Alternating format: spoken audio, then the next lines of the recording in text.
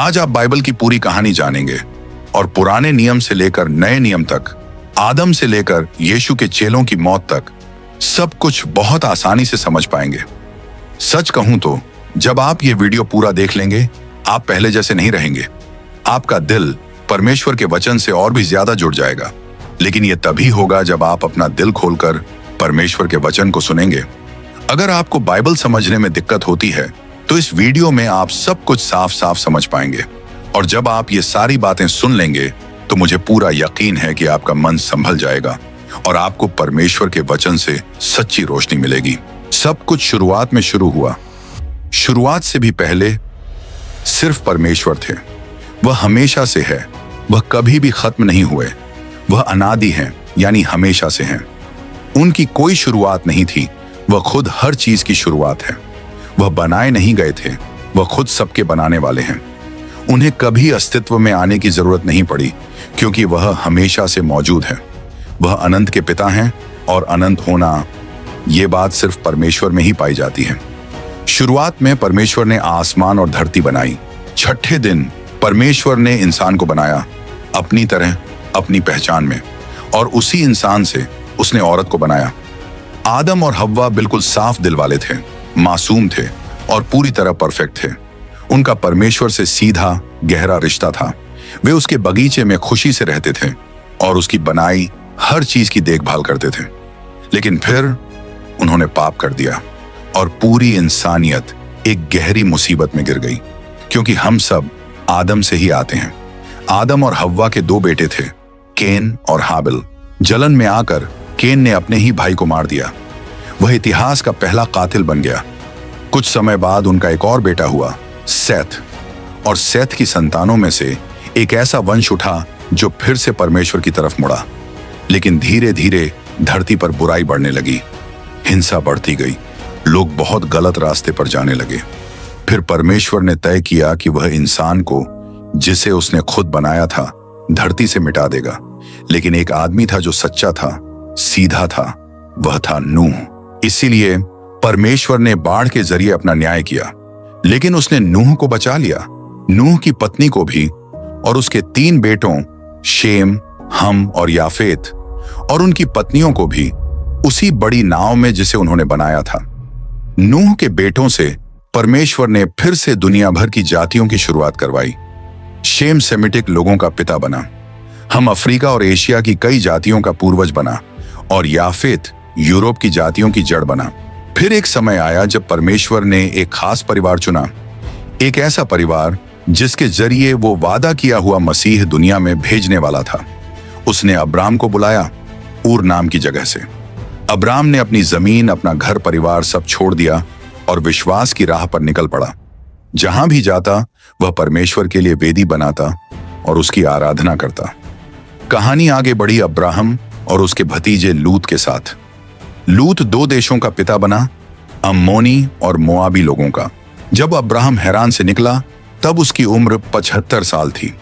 परमेश्वर ने उससे वादा किया कि उसे एक बेटा मिलेगा, एक वादे का बच्चा, और उसी से एक बहुत बड़ी जाति बनेगी और दुनिया के हर परिवार को उसके जरिए आशीष मिलेगी। अब्राहम ने परमेश्वर के वादे के पूरा होने का पूरे 11 साल इंतजार किया। फिर सरह, जिसका भरोसा अब टूट चुका था, उसने अपनी दासी हाजिरा को अब्राहम के साथ भेज दिया ताकि अब्राहम से एक बच्चा हो सके। और फिर इस्माइल पैदा हुआ। वह एक बहुत बड़ी जाति का पिता बना, अरबी लोग, जो आगे चलकर इसराइल के पुराने दुश्मन बने। जब अब्राहम 99 साल के थे तब परमेश्वर फिर उनके सामने आया। उसने अब्राहम से कहा कि बाहर निकलो, आसमान देखो और कोशिश करो कि तारों को गिन सको। फिर परमेश्वर ने कहा कि उनकी संतानें भी तारों और रेत की तरह अनगिनत होंगी। लेकिन परमेश्वर ने यह भी बताया कि उनकी संतानें 430 साल तक गुलामी में रहेंगी। परमेश्वर ने अब्राम का नाम बदल दिया। अब्राम का मतलब था महान पिता, और परमेश्वर ने उसका नाम रख दिया अब्राहम, जिसका मतलब है बहुत सारी जातियों का पिता। वादा किया हुआ बच्चा अभी तक पैदा नहीं हुआ था, और उसी समय अब्राहम 100 साल के थे और सारा 90 साल की थी जब इसहाक पैदा हुआ। इसहाक ने रिबेका से शादी की, लेकिन रिबेका को बच्चे नहीं हो रहे थे। 20 साल बाद परमेश्वर ने रिबेका को चंगा किया और उनके जुड़वां बेटे हुए एसाव और याकूब। एसाव आगे चलकर एक बड़े लोगों का पिता बना और याकूब, जिसका नाम बाद में इसराइल रखा गया, वही इसराइल की जाति का पिता बना। याकूब के 12 बेटे थे और एक बेटी। याकूब के दूसरे आखिरी बेटे योसेफ की वजह से पूरा परिवार मिस्र चला गया। कुल 70 लोग।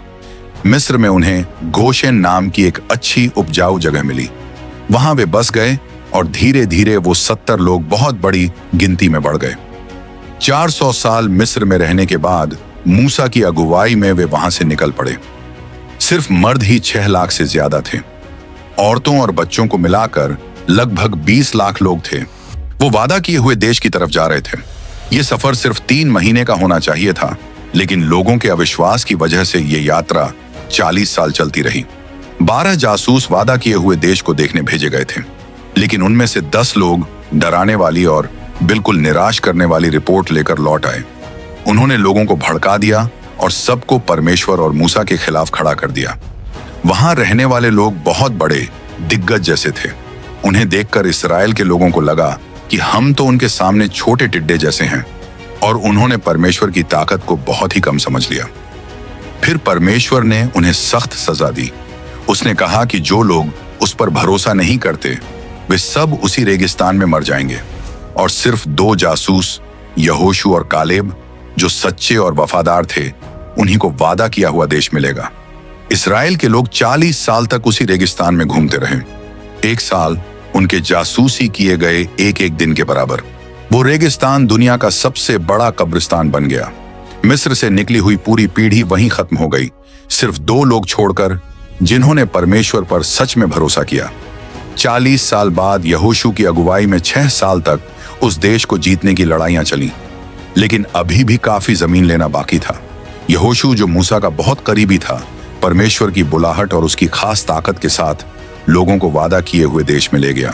यहोशू के गुजर जाने के बाद लगभग 330 साल का एक लंबा समय शुरू हुआ, जिसे न्यायियों का समय कहा जाता है। ये वक्त इस्राएल के लिए बहुत उलझन और उतार चढ़ाव वाला था। लोगों की आत्मिक हालत कभी ऊपर होती, कभी नीचे। कुल मिलाकर बड़ा मुश्किल समय था। इस दौरान लोग जो मन में आता था वही करते थे। उनके दिल इतने कठोर हो गए थे कि वे परमेश्वर की बात मानना ही नहीं चाहते थे, और इसी वजह से कई दुश्मन उन्हें दबाते रहे, परेशान करते रहे। इसी समय परमेश्वर ने कुछ बहुत मजबूत और बहादुर नेता उठाए। गिदोन, येफ्ता, सामसन और शमूएल जैसे लोग। इस लंबे दौर के बाद एक नया समय आया, राजाओं का समय। इस्राएल के लोग अपने आसपास की जातियों को देखते थे। वे भी राजा चाहते थे। उन्हें अब यह पसंद नहीं था कि परमेश्वर ही उन पर राज करे। फिर शमूएल, जो आखिरी न्यायी था, उसने शाऊल को इस्राएल का राजा बनाया। शाऊल ने 40 साल राज किया। उसकी शुरुआत अच्छी थी, लेकिन अंत बहुत बुरा निकला। पहले वह नम्र था, पर वक्त के साथ साथ वह घमंडी हो गया, कठोर हो गया, और आखिर में विद्रोह और भटकाव में गिर गया। शाऊल के बाद दाऊद 40 साल तक राजा रहा। उसने इस्राएल की राजधानी हेब्रोन से यरूशलेम में ले जाकर बसाई। दाऊद का राज बहुत सफल था। उसने अपने राज्य को मजबूत बनाया, नई जमीनें जीती, दुश्मन सेनाओं को हराया, और हर कदम पर परमेश्वर के साथ चलता रहा। दाऊद सच में परमेश्वर के दिल के बहुत करीब था। हाँ, उससे एक बड़ा पाप हो गया था, परमेश्वर के खिलाफ, अपने परिवार और अपने लोगों के खिलाफ। लेकिन उसने दिल से पश्चाताप किया और परमेश्वर ने उसे पूरी तरह माफ कर दिया। दाऊद की ही संतानों से मसीह आने वाला था। दाऊद की मौत के बाद उसका बेटा सुलेमान 40 साल तक राजा रहा। सुलेमान ने परमेश्वर से सिर्फ एक चीज मांगी, बुद्धि, और परमेश्वर ने उसे बुद्धि भी दी और खूब दौलत भी दी। सुलेमान अपने समय का बहुत मशहूर और सम्मानित राजा बना। उसने यरूशलेम में सुंदर और भव्य मंदिर बनवाया, और उसके राज में लंबे समय तक शांति रही। लेकिन उसकी बहुत सी पत्नियों की वजह से धीरे धीरे उसका दिल बिगड़ गया, और सिर्फ बुढ़ापे में वह फिर से परमेश्वर की ओर लौटा और अपने पापों का सच्चा पछतावा किया। इस तरह 120 साल तक इस्राएल एक ही बड़ा राज्य था, लेकिन तीनों राजाओं की अपनी अपनी कमजोरी थी। शाऊल जादू टोने में फंस गया, दाऊद गलत रिश्ते के जाल में गिर गया, और सुलेमान मूर्तियों में उलझ गया। परमेश्वर ने लोगों की मांग पूरी करके उन्हें राजा तो दे दिए, लेकिन इस गलत फैसले का नुकसान लोगों को खुद ही उठाना पड़ा। सुलेमान की मौत के बाद राज्य दो हिस्सों में टूट गया, क्योंकि उसका बेटा रहूबियाम लोगों की एक साधारण सी बात सुनने को तैयार नहीं था। टैक्स थोड़ा कम कर दो। सुलेमान का पूरा वैभव, उसकी चमक, उसकी शान, सब मजदूरों की कड़ी मेहनत और भारी भरकम टैक्स से चल रहा था। सत्ता बदल रही थी तो लोगों ने मौका देखकर कहा कि अब कुछ बदलाव होना चाहिए। लेकिन जब रहूबियाम ने उनकी बात नहीं सुनी तो लोग उसके साथ नहीं रह पाए और फिर 12 में से 10 खानदान उसके खिलाफ हो गए। उन्होंने येरोबोआम को अपना नेता चुना और एक नया राज्य बना लिया, उत्तरी राज्य। इस नए राज्य की राजधानी सामरिया थी। उत्तरी राज्य 209 साल चला। इन 209 सालों में 8 अलग परिवारों से 19 राजा बने। लेकिन दुख की बात यह थी कि इनमें से एक भी राजा अच्छा नहीं था। सब के सब परमेश्वर से दूर चले गए और येरोबोआम के गलत रास्ते पर ही चलते रहे। इस राजा ने धर्म को अपने राजनीतिक फायदे के लिए इस्तेमाल करना शुरू कर दिया। उसे डर था कि अगर लोग यरूशलेम जाकर मंदिर में पूजा करेंगे तो उनका दिल यहूदा के राजाओं की तरफ झुक जाएगा। इसलिए येरोबोआम ने उत्तरी राज्य में ही नए मंदिर बनवाए, बेतैल, गिलगाल और बीरशेबा में। इन मंदिरों में उसने सोने का एक बछड़ा रख दिया और लोगों को बहकाया कि वे उसी को परमेश्वर मानकर पूजा करें। उत्तरी राज्य के सारे 19 राजा यही गलत रास्ता अपनाते गए। सब बुरे थे, सब भ्रष्ट थे। एक भी राजा ऐसा नहीं था जिसने सच में परमेश्वर को खोजा हो। इसी समय परमेश्वर ने कुछ सच्चे भविष्यवक्ता उठाए जो राजाओं के पापों को उजागर करें और उन झूठे भविष्यवक्ताओं को भी रोकें जो पैसे लेकर अपनी बातें बदल देते थे। तभी परमेश्वर ने आमोस, होशे और मीका को खड़ा किया। उन्होंने पूरे दम से देश की सारी बुराइयों का सामना किया। महलों से लेकर झोपड़ियों तक, झूठे मंदिरों से लेकर बाजार तक, सड़कों से लेकर खेतों तक उन्होंने जोर से कहा राजनीतिक भ्रष्टाचार के खिलाफ। उन्होंने आवाज उठाई धर्म को नष्ट करने वालों के खिलाफ। उन्होंने परमेश्वर की तरफ से राजाओं, नेताओं और अधिकारियों को चेतावनी दी।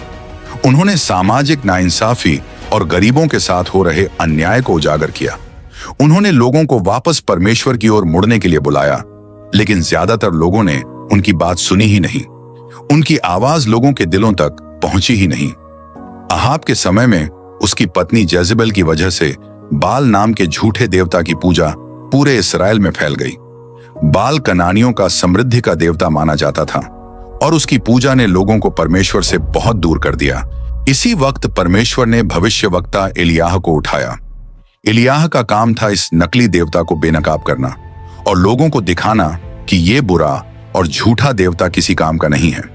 और उसी राज्य में परमेश्वर ने एलीशा को भी बुलाया ताकि वो एलियाह के बाद एक बड़ी और अद्भुत सेवकाई पूरी करे। लेकिन इस्राएल बार बार परमेश्वर की बात सुनने से इनकार करता रहा। तब परमेश्वर ने सख्ती की भाषा में बात करनी पड़ी और असुर नाम के ताकतवर राष्ट्र को इस्राएल के खिलाफ भेज दिया।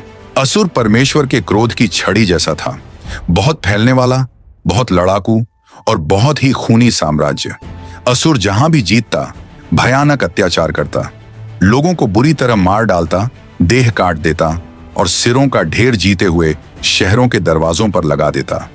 लोगों को सबसे नीची और दुख भरी हालत में छोड़ देता। उत्तरी राज्य को कैद करने के बाद असुर के राजा सरगोन ने कई अलग अलग देशों के लोगों को इस्राएल में लाकर बसाया। उसे पता था कि अलग अलग जातियों का मिलना किसी भी राष्ट्र की पहचान और उसकी ताकत को कमजोर कर देता है। और हुआ भी यही।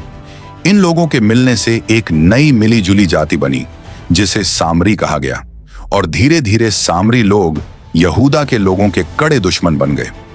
दक्षिणी राज्य जो बिन्यामीन और यहूदा के खानदानों से मिलकर बना था, उसमें कुल 20 राजा हुए। इनमें से कई राजा सच में परमेश्वर से डरने वाले और अच्छे थे, जैसे आसा, यहोशापात, हिजकिय्याह, योथाम, उज्जियाह, योआश और योशिया। जब भी ऐसा कोई अच्छा राजा सिंहासन पर बैठता था, पूरा देश बढ़ता था। आर्थिक हालत सुधरती थी, लोगों का चरित्र अच्छा होता था, समाज बेहतर होता था और आत्मिक रूप से भी लोग मजबूत होते थे। दक्षिणी राज्य में सिर्फ एक ही परिवार ने राज किया, क्योंकि भविष्यवाणी थी कि मसीह दाऊद के वंश से ही आएगा। यहूदा के लोगों तक अपनी बात पहुंचाने के लिए परमेश्वर ने कई भविष्यवक्ता उठाए, यशायाह, मीका, योएल, सपन्याह और यिर्मयाह। लेकिन धीरे धीरे लोग फिर से बिगड़ने लगे। वे परमेश्वर की बात सुनना ही नहीं चाहते थे और जब लोग नहीं सुनते तो परमेश्वर प्यार से भी सिखाता है और जरूरत पड़े तो सख्ती से भी। इसलिए परमेश्वर ने बाबुल की सेना को उनके खिलाफ भेज दिया, लोगों को एहसास दिलाने के लिए कि वे गलत रास्ते पर जा रहे हैं। यहूदा के लोगों को बाबुल में बंदी बनाकर ले जाया गया। दक्षिणी राज्य, जिसे यहूदा कहा जाता था, कुल 345 साल चला। 2 बड़े हमलों के बाद नबूकदनेस्सर यरूशलेम में घुस आया। उसने खूबसूरत मंदिर को तोड़ दिया, शहर को बर्बाद कर दिया और लोगों को कैद करके बाबुल ले गया। यरूशलेम ढह चुका था, बिखर चुका था और बहुत ही शर्मनाक हालत में छोड़ दिया गया। यहूदा के लोग 70 साल तक बाबुल में कैद रहे, जैसा कि परमेश्वर ने भविष्यवक्ता यिर्मयाह को पहले ही बता दिया था। कैद के इन सालों में परमेश्वर ने यिर्मयाह, यहेजकेल और दानिएल जैसे भविष्यवक्ता उठाए। इस पूरे समय में लोगों के दिल मूर्तियों से दूर होने लगे और इसी दौर में सभा भवन यानी सिनगॉग बनना शुरू हुए।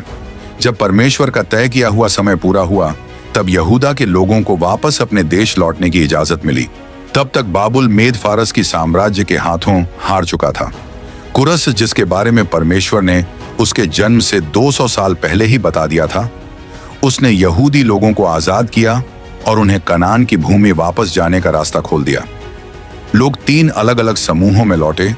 पहला समूह जरूब्बाबेल की अगुवाई में मंदिर को फिर से बनाने के लिए, दूसरा समूह एजरा की अगुवाई में लोगों को परमेश्वर की शिक्षा फिर से सिखाने के लिए, और तीसरा समूह नेहेमायाह की अगुवाई में शहर की दीवारें दोबारा खड़ी करने और लोगों को राजनीतिक और आत्मिक रूप से फिर से मजबूत करने के लिए। जैसे ही लोग कैद से लौटकर आए और मंदिर बनाना शुरू किया, तुरंत परेशानियां आने लगी। सबसे पहले चालाक सामरी लोग काम में शामिल होना चाहते थे ताकि अंदर ही अंदर काम को बिगाड़ सकें। लेकिन जब यहूदियों ने उनकी साझेदारी का प्रस्ताव ठुकरा दिया, तो सामरी लोगों ने डराना धमकाना शुरू कर दिया। फिर उन्होंने राजा आर्टेक्सर्स को चिट्ठी लिखी और यहूदियों पर झूठा आरोप लगाया कि वे मिद फारस के खिलाफ बगावत की योजना बना रहे हैं। इन झूठे आरोपों की वजह से मंदिर का काम करीब 20 साल के लिए रुक गया। इस लंबे रुकावट के दौरान लोगों का जोश कम हो गया। वे परमेश्वर के घर की चिंता छोड़कर अपने अपने कामों में लग गए। अपने घर बनाना, उन्हें सजाना, संवारना, और परमेश्वर का घर वहीं टूटा फूटा पड़ा रहा। इसी समय परमेश्वर ने हाग्गै और जकर्याह नाम के भविष्यवक्ता उठाए, जो लोगों को वापस परमेश्वर की ओर बुलाए। उनके संदेश का असर बहुत तेज और बहुत गहरा था। लोगों ने अपनी गलतियां मानी, दिल से पश्चाताप किया और पूरे उत्साह के साथ मंदिर बनाना फिर से शुरू कर दिया। इसके बाद एक बड़ी आत्मिक जागृति आई, परिवारों में बदलाव आया, याजकों की सेवकाई सुधरी और लोग पूरे दिल से परमेश्वर की ओर लौट आए। लगभग 100 साल बीत गए और एक नई पीढ़ी आ गई। अब लोग मंदिर तो जाते थे, बलिदान भी चढ़ाते थे, लेकिन उनके दिल में परमेश्वर की इज्जत नहीं रह गई थी। वे परमेश्वर के सामने अंधे, बीमार और लंगड़े जानवर चढ़ाते थे, जैसे परमेश्वर की मेज किसी काम की ही न हो। याजक भी खराब और भ्रष्ट हो गए थे। उन्होंने लोगों को परमेश्वर का वचन सिखाना पूरी तरह छोड़ दिया था। परिवारों पर इसका गहरा असर पड़ा।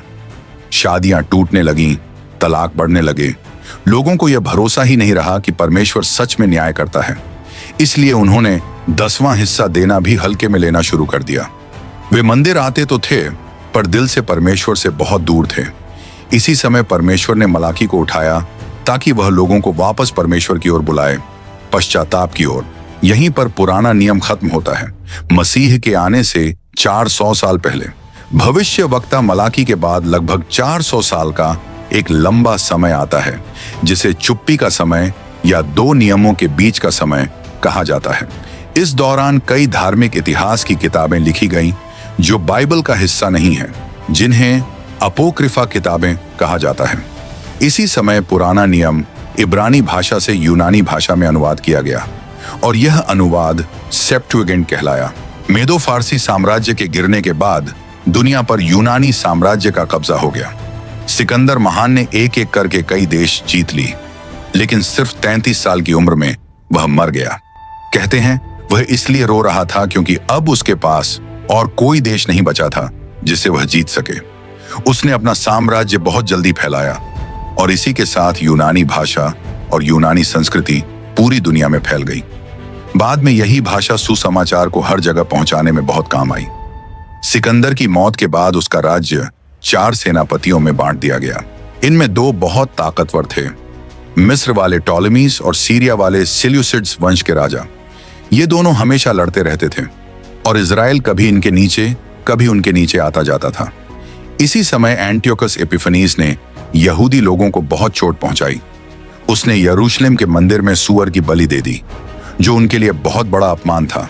यहीं से मक्काबियों का युद्ध शुरू हुआ।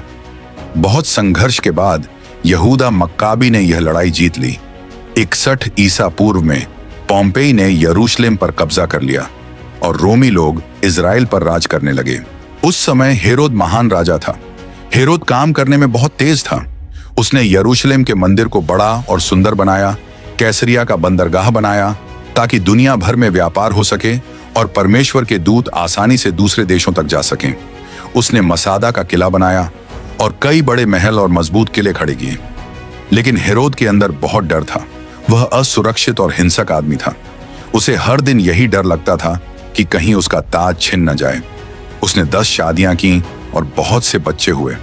जब उसने मरियम ने नाम की रईस औरत से शादी की तो हेरोद ने डर के कारण उसके पूरे परिवार को मरवा दिया, बस इसलिए कि कोई उसका सिंहासन न ले ले। उसकी सास की बात मानकर हेरोद ने अपने 17 साल के भांजे आर्कलाउस को यरूशलेम का महायाजक बना दिया। लेकिन बाद में जब उसने देखा कि लोग उसे पसंद करने लगे हैं तो हेरोद ने उसे भी मार डाला। डरी हुई सास मिस्र भाग गई, लेकिन हेरोद ने उसके पीछे अपने आदमी भेज दिए ताकि उसे ढूंढ कर मार दिया जाए। सीजर ऑगस्टस ने उसके किए हुए जुल्मों की वजह से उसे रोम बुला लिया, लेकिन जाने से ठीक पहले हेरोद ने अपनी पत्नी मरियम को मरवा दिया, क्योंकि उसे डर था कि उसकी गैरहाजिरी में वह उसके खिलाफ साजिश करेगी। कुछ समय बाद उसने अपने 2 बेटों को पढ़ाई के लिए रोम भेजा। उसकी बहन सालोमी को लगता था कि दोनों बेटे वापस आकर सिंहासन के लिए और भी तैयार हो जाएंगे, लेकिन हेरोद ने बिल्कुल भी इंतजार नहीं किया। उसने दोनों बेटों को गला दबवाकर मरवा दिया। मरने से पहले हेरोद ने अपनी बहन सालोमी से कसम खिलवाई कि वह यरूशलेम के हर परिवार में से कम एक रईस आदमी को जरूर मरवाएगी, क्योंकि वह चाहता था कि उसके अंतिम संस्कार पर हर घर में रोना हो। सोचो कितना क्रूर इंसान था वह। यही वही आदमी था जो तब घबरा गया जब उसे ज्ञानी लोगों से पता चला कि यहूदिया में एक बच्चा पैदा हुआ है जो इजराइल का राजा बनेगा। हेरोद महान की मौत के बाद लगभग 4 ईसा पूर्व उसका पूरा राज्य उसके 4 बेटों में बांट दिया गया। उनमें से एक बेटा आर्चेलॉस यहूदिया, सामरिया और एदोम का राजा बना। वह बहुत बुरा शासक था। आखिर में यहूदी लोग रोम से उसे हटाने की गुजारिश करने लगे। रोम भी यहूदिया की लगातार परेशानियों से तंग आ चुका था, इसीलिए रोम ने वहां एक रोमी गवर्नर नियुक्त किया और उस समय पिलातुस वहां का गवर्नर था। उस समय हालात बहुत खराब थे। परमेश्वर के चुने हुए लोग हेरोद की बुरे राज में दबे हुए थे और रोमियों की गुलामी में पूरी तरह टूट चुके थे। ऐसी हालत में लोगों के दिल में फिर से उम्मीद जागी। उन्हें लगने लगा कि अब मसीहा आएगा जो उन्हें आजादी देगा, जो उन्हें इस बुरी हालत से निकालेगा। लोग मुक्ति के लिए रो रहे थे, दिल से पुकार रहे थे कि कोई उन्हें इस गलत और कड़े राज से बचाए। इसी समय बिल्कुल परमेश्वर के तय किए हुए सही वक्त पर बाइबल की भविष्यवाणियां पूरी हुई और यीशु का जन्म यहूदिया के बेतलहम में हुआ। परमेश्वर का अनंत वचन इंसान बनकर इस धरती पर आया। वह हमारे बीच रहा, कृपा और सच्चाई से भरा हुआ। यीशु ने इंसान का शरीर पहना, नम्रता से चले, हमारी जमीन पर चले, हमारी रोटी खाई, हमारा पानी पिया। उन्होंने हमारा दर्द महसूस किया, हमारे साथ रोए, हमारे पाप अपने शरीर पर उठाए और सलीब पर जान दे दी। फिर यीशु महिमा में जी उठे ताकि हम बचें, ताकि हमें नई जिंदगी मिले। यूनानी, रोमी और यहूदी तीनों संस्कृतियों ने मिलकर मसीहा के आने का रास्ता तैयार किया। जब यीशु पैदा हुए, पूरी फिलिस्तीन रोमन राज में थी। हेरोद की बुराई बढ़ती जा रही थी, इसलिए यूसुफ और मरियम नन्हे यीशु को लेकर मिस्र चले गए। वह वहां तब तक रहे जब तक वह दुष्ट राजा नहीं मर गया। फिर वे मिस्र से लौटकर नासरत में रहने लगे, वही शहर जहां वे पहले रहते थे। और वही नासरत में यीशु बड़े हुए, एक बढ़ई के बेटे की तरह, साधारण, शांत, हमारी दुनिया के बीच। जब यीशु 30 साल के हुए, तभी उन्होंने अपनी सेवकाई शुरू की। उन्हें यर्दन नदी में यूहन्ना बपतिस्मा देने वाले ने बपतिस्मा दिया और इसी तरह यीशु ने दिखाया कि वो उन लोगों के साथ खड़े हैं जिन्हें वो बचाने आए थे, मतलब हम सब पापी लोगों के साथ। वहीं यर्दन में जब यीशु प्रार्थना कर रहे थे, आसमान खुल गया और परमेश्वर पिता ने कहा, ये मेरा प्यारा बेटा है और मैं इससे बहुत खुश हूं। उसी समय पवित्र आत्मा कबूतर की तरह यीशु पर उतरा और उन्हें ताकत दी ताकि वे अपनी सेवकाई शुरू कर सकें। यर्दन से निकलकर पवित्र आत्मा यीशु को रेगिस्तान में ले गया। वहां यीशु ने 40 दिन और 40 रातें उपवास किया। इसी दौरान शैतान ने 3 बार यीशु को फुसलाने की कोशिश की।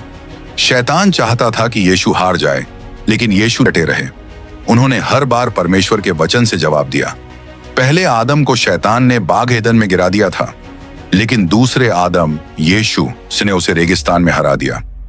रेगिस्तान से लौटकर यीशु पवित्र आत्मा से भरे हुए गलील आए।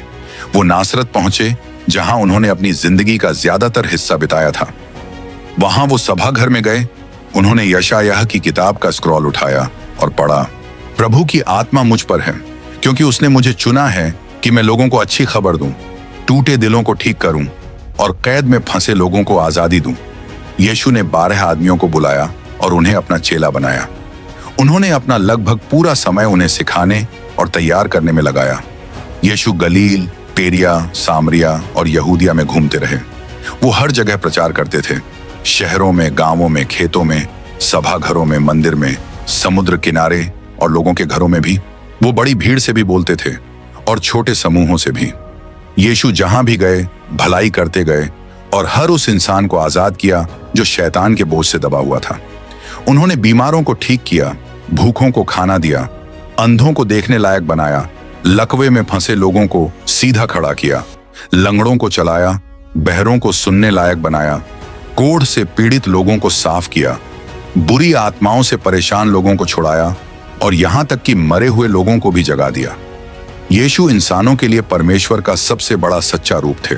उन्हें इमैनुअल कहा गया, मतलब परमेश्वर हमारे साथ। वो सिर्फ एक आदमी नहीं थे, वो खुद परमेश्वर थे जो इंसानी शरीर में हमारे बीच आए। यीशु एक साफ मकसद लेकर आए थे उन सब के लिए जिन्हें पिता ने उन्हें सौंपा था। वो पैदा ही इसीलिए हुए थे कि एक दिन हमारी खातिर अपनी जान दे दें। उन्होंने मौत को इसलिए अपनाया ताकि हम सच्ची जिंदगी पा सकें। पौलुस ने साफ कहा है कि यीशु हमारी गलतियों के लिए मरे, जैसा वचन में लिखा है। फिर उन्हें दफना दिया गया और तीसरे दिन वो फिर से जिंदा हुए, ठीक उसी तरह जैसे वचन में लिखा था। उनकी मौत कोई हादसा नहीं थी और उनका जी उठना कोई अचानक चौंकाने वाली बात नहीं थी। शैतान ने कई तरीके अपनाए ताकि यीशु क्रूस तक न पहुंचे, लेकिन यीशु क्रूस की ओर वैसे ही बढ़े जैसे कोई राजा अपने ताज की ओर बढ़ता है। क्रूस पर यीशु ने सांप के सिर को कुचल दिया और हर बुरी ताकत पर जीत हासिल की, उन्हें सबके सामने शर्मिंदा कर दिया। क्रूस पर ही यीशु ने हमारा छुटकारा पूरा किया। क्रूस पर ही उन्होंने हमें आजादी दी। मौत उन्हें रोक नहीं पाई। तीसरे दिन यीशु फिर से जी उठे ताकि हम परमेश्वर के सामने बरी ठहरें बिना किसी दोष के। स्वर्ग पर जाने से ठीक पहले यीशु ने अपने चेलों से कहा कि वो यरूशलेम में ही रुके रहें जब तक पिता का वादा उनकी जिंदगी में पूरा ना हो जाए और जब तक पवित्र आत्मा उन्हें ताकत से न भर दे। प्रेरितों के काम 1:8 में यीशु साफ बताते हैं कि पवित्र आत्मा आने के बाद तुम्हें नई ताकत मिलेगी और फिर तुम मेरे गवाह बनोगे यरूशलेम में, पूरे यहूदिया में, सामरिया में और फिर दुनिया के आखिरी कोने तक। पेंटेकोस्ट के बाद यरूशलेम में कलीसिया तेजी से बढ़ने लगी। हर रोज नए लोग जुड़ते गए। लूका ने यह बढ़त प्रेरितों के काम की किताब में 7वें अध्याय तक लिखी है। लेकिन कलीसिया अभी भी सिर्फ यहूदिया में ही थी। तब परमेश्वर ने एक बड़ा सताव आने दिया। इससे विश्वासी हर तरफ फैल गए और जहां भी गए वहां परमेश्वर का संदेश लेकर गए। इसी तरह फिलिप्पुस सामरिया पहुंचा। वो वहां गया दुश्मनी और दूरियों को तोड़ते हुए और बड़ी सामर्थ के साथ सुसमाचार सुनाने लगा। लोग बहुत खुश हुए। जो बातें वो सुन रहे थे और जो चमत्कार वो अपनी आंखों से देख रहे थे, दोनों उन्हें गहराई से छू रहे थे। फिलिप्पुस सचमुच कानों और आंखों दोनों को परमेश्वर का काम दिखा रहा था।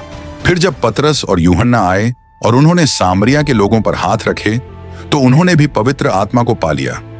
सुसमाचार इजराइल से बाहर फैलना तब शुरू हुआ जब कलीसिया को सताने वाला तरसुस का साउल दमिश्क के रास्ते पर बदल गया। उसी पल उसका पूरा जीवन उलट गया। और वही इंसान परमेश्वर का सबसे बड़ा दूत बन गया। इसके बाद गैर यहूदी लोगों की पहली बड़ी कलीसिया सीरिया के एंटियोक में बनी। यही कलीसिया दूसरी संस्कृतियों तक सुसमाचार ले जाने का सबसे बड़ा केंद्र बनी। फिर बरनबास और साउल अपनी पहली मिशन यात्रा पर निकले। वो गलातिया के इलाकों से गुजरे, परगा, डरबे, इकोनियम और लिस्ट्रा। जहां भी गए वहीं नई कलीसियाएं बनाई और स्थानीय अगुवों को जिम्मेदारी दी। दूसरी मिशन यात्रा में पौलुस और सीलास मक्केदुनिया और अखाया पहुंचे। वहां उन्होंने फिलिपाई, थेसलोनिका, बेरिया और कोरिन्थ में कलीसियाएं शुरू की। सीरिया के एंटियोक से ही पौलुस ने गलातियों को पत्र लिखा, फिर कोरिन्थ वालों को और थिस्सलुनीके को 2 पत्र भेजे। तीसरी मिशन यात्रा में पौलुस एशिया माइनर पहुंचे। वो 3 साल तक एफिसुस में रहे, जो उस पूरे प्रांत की राजधानी थी। यहीं से उन्होंने कुरिन्थुस की कलीसिया के लिए 2 महत्वपूर्ण पत्र लिखे। एफिसुस बहुत बड़ा शहर था, 3 लाख से भी ज्यादा लोगों वाला। वहीं देवी डायना का मंदिर था, संगमरमर का एक विशाल महल जो एथेंस के पार्थेनॉन से 4 गुना बड़ा था। यह प्राचीन दुनिया के 7 आश्चर्यों में से एक माना जाता था। जिन सालों तक पौलुस एशिया माइनर में रहे, पूरा इलाका कलीसियाओं से भर गया। परगामुम, थुआतीरा, सार्दिस, फिलाडेल्फिया, लौदीकिया, कुलुस्से और हियरापोलिस, हर जगह नई कलीसियाएं खड़ी हो गईं। सम्राट क्लॉडियस के समय दुनिया में बहुत भयंकर अकाल पड़ा। इसी वजह से यहूदी लोगों को रोम से निकाल दिया गया, जैसा कि प्रेरितों के काम 18:2 में लिखा है। तब पौलुस ने गैर यहूदी कलीसियाओं में एक बड़ी सहायता इकट्ठी की ताकि यहूदिया के गरीब विश्वासी मदद पा सकें। यरूशलेम के लिए निकलने से पहले उन्होंने इफिसुस के अगुओं से कहा कि आगे हर शहर में उन्हें मुश्किलें और जंजीरें ही मिलेंगी, लेकिन वो पीछे नहीं हटे, क्योंकि उनका एक ही मकसद था, परमेश्वर के अनुग्रह का संदेश पूरे दिल से सुनाना। रवाना होने से ठीक पहले उन्होंने अपना सबसे गहरा और बड़ा पत्र लिखा, रोमियों का पत्र। इसमें उन्होंने बताया कि वो रोम जाना चाहते हैं, वहां की कलीसिया को मजबूत करना चाहते हैं और फिर उनकी मदद से सुसमाचार स्पेन तक ले जाना चाहते हैं। पौलुस ने यहूदिया के गरीब लोगों के लिए बहुत बड़ी मदद पहुंचाई थी, फिर भी उसे यरूशलेम में पकड़ लिया गया। उसके बाद उसे कैसरिया ले जाया गया, जहां 2 साल तक यहूदी लोग उसके खिलाफ शिकायत करते रहे, राज्यपाल फेलिक्स और फेस्टुस के सामने। फेस्टुस उसे यहूदी सभा यानी सनहेद्रीन के हवाले करना चाहता था, जहां पौलुस की जान को खतरा था। तभी पौलुस ने अपने रोमी नागरिक होने का हक इस्तेमाल किया और कहा कि उसका मुकदमा रोम में चलना चाहिए। रोम की यात्रा में उनका जहाज भयानक तूफान में फंस गया और पूरा टूट गया, लेकिन जैसा परमेश्वर ने कहा था, सभी लोग चमत्कारिक तरीके से बच गए। वो मल्टा नाम के एक द्वीप पर पहुंचे। वहां एक तेज जहर वाला सांप पौलुस के हाथ पर चिपक गया, पर परमेश्वर ने उस जहर का कोई असर नहीं होने दिया। फिर परमेश्वर ने पौलुस के जरिए उस द्वीप के सभी बीमार लोगों को भी ठीक किया। मल्टा के लोगों ने पौलुस का बहुत सम्मान किया और रोम भेजते समय उसकी हर जरूरत पूरी की। रोम पहुंचकर पौलुस 2 साल तक एक छोटे से किराए के घर में कैद रहा। वहीं वह सैनिकों को परमेश्वर का संदेश सुनाता रहा, विश्वासियों को हिम्मत देता रहा और वहीं से उसने 4 खास पत्र लिखे, इफिसियों, फिलिपियों, कुलुस्सियों और फिलेमोन को। इस सब के बाद पौलुस जेल से छोड़ दिया गया। रिहा होते ही उसने तीमुथियुस को पहला पत्र लिखा और तीतुस को भी पत्र भेजा। लेकिन साल 64 आते ही कलीसिया पर होने वाला अत्याचार धार्मिक नहीं रहा, वो पूरी तरह राजनीतिक बन गया और पौलुस को दोबारा पकड़ लिया गया। इस बार उसे एक बहुत ही गंदी, अंधेरी, नीचे बनी कोठरी में बंद कर दिया गया, जहां न रोशनी थी न हवा और हालात बहुत खराब थे। 17 जुलाई साल 64 में रोम शहर, जहां लाखों लोग रहते थे, पूरी तरह जल उठा। सम्राट नीरो अभिनेता जैसे कपड़े पहनकर एक ऊंचे टावर पर चढ़ गया और ऊपर से आग को पूरे शहर को निगलते हुए देखता रहा। आग 7 रात और 6 दिन तक जलती रही। जब आग रुकी, शहर का 70% हिस्सा खत्म हो गया था। 10 बड़े इलाके पूरी तरह जलकर राख हो गए। यहूदी और मसीही लोगों वाले 4 इलाके सबसे ज्यादा नष्ट हुए और नीरो ने इसी बात का फायदा उठाया। उसने मसीही लोगों पर शहर को जलाने का झूठा आरोप लगा दिया। यही से बहुत भयानक सताव शुरू हुआ। इतने लोग सूली पर चढ़ाए गए कि सूली बनाने की लकड़ी तक कम पड़ गई। विश्वासियों को खंभों से बांधा जाता, उन पर तारकोल डाला जाता और उन्हें जिंदा जला दिया जाता ताकि रात में रोशनी हो सके। ये वाकई बहुत दर्दनाक और डरावना समय था। दूसरी बार जेल में रहते हुए पौलुस ने अपना आखिरी खत लिखा, दूसरा तीमुथियुस। इसमें उसने साफ बताया कि उसका शहीद होने का समय अब बहुत करीब है, लेकिन उसके दिल में डर नहीं था, बल्कि एक गहरी उम्मीद थी कि अब वो न्याय का मुकुट पाएगा जो खुद परमेश्वर देता है। करीब सन 67 में इस बूढ़े और वफादार प्रेरित को सिर काटकर मार दिया गया, लेकिन जाते जाते वो एक इतनी बड़ी विरासत छोड़ गया जो आज भी दुनिया भर के मसीही लोगों को हिम्मत देती है। नए नियम की सारी किताबें लगभग 50 साल में लिखी गईं। 4 किताबें यीशु की जिंदगी के बारे में हैं, चारों सुसमाचार। इनमें से 3 को सिनॉप्टिक कहा जाता है क्योंकि उनकी बातें लगभग एक जैसी नजर आती हैं। मत्ती, मरकुस और लूका। मत्ती का सुसमाचार यीशु को यहूदियों के राजा के रूप में दिखाता है। ये यहूदी लोगों के लिए ही लिखा गया था। इसमें पुराने नियम के सबसे ज्यादा वचन का जिक्र किया गया है।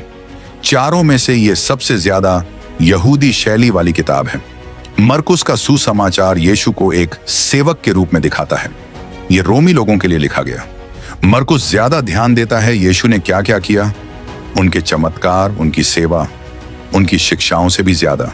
लूका का सुसमाचार यीशु को मनुष्य का पुत्र यानी हम जैसे इंसान के रूप में दिखाता है। ये एक यूनानी डॉक्टर ने लिखा था जो खुद गैर यहूदी था, इतिहास भी लिखता था और बहुत घूमता था। उसका एक ही मकसद था, दुनिया को दिखाना कि यीशु कितने संपूर्ण और परफेक्ट इंसान थे।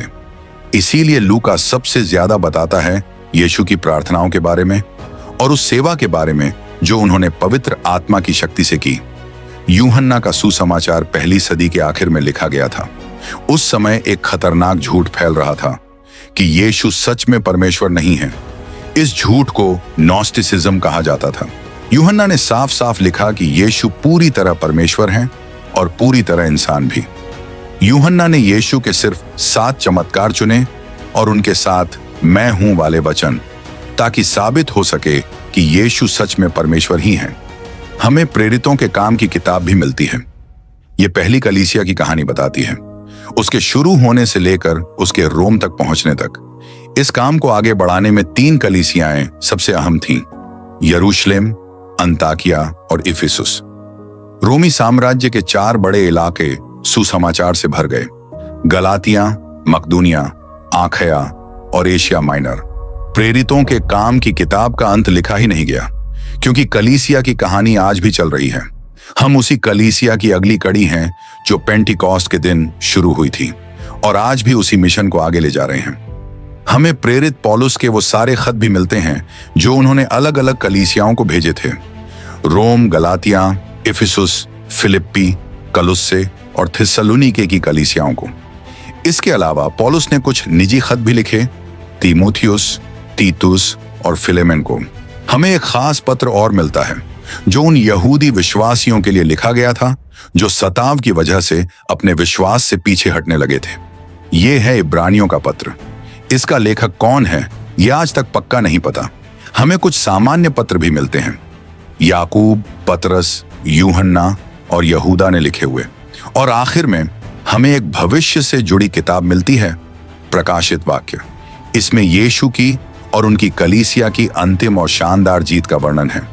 इसे प्रेरित यूहन्ना ने लिखा जब वह करीब सन 96 में पतमोस के टापू पर थे। मुझे उम्मीद है कि तुमने ये स्टोरी आज और साफ समझी होगी। परमेश्वर तुम्हारी जिंदगी को भरपूर आशीष दे। और अगर तुमने अब तक यीशु को अपना उद्धारकर्ता नहीं माना तो अभी भी समय है। अपने दिल से बोलो, पश्चाताप करो, क्योंकि वो तुम्हारा जीवन बदल सकते हैं। तुम्हारा दुख, तुम्हारी तन्हाई सब दूर कर सकते हैं। अपने कमरे में जाओ, दरवाजा बंद करो, परमेश्वर से बात करो, वो सच में सुनते हैं। परमेश्वर तुम्हें आशीष दे। अगर वीडियो अच्छा लगे तो लाइक और सब्सक्राइब जरूर करें।